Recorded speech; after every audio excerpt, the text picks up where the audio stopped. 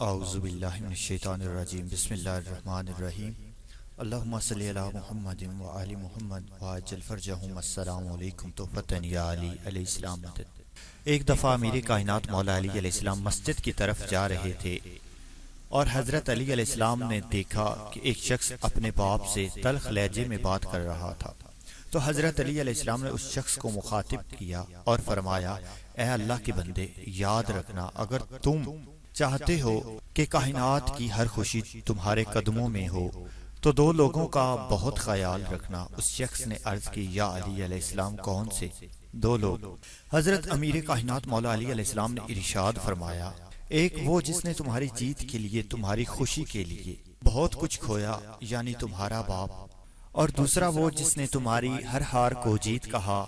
یعنی تمہاری ماں۔ میں نے اللہ پاک کے رسول صلی اللہ علیہ وآلہ وسلم سے سنا ہے کہ جو بندہ ان دو لوگوں کا احترام نہیں کرتا، چاہے وہ جتنی بھی نیکیاں کرے، نہ وہ دنیا میں کامیاب ہوتا ہے اور نہ ہی آخرت میں اسے کامیابی ملتی ہے۔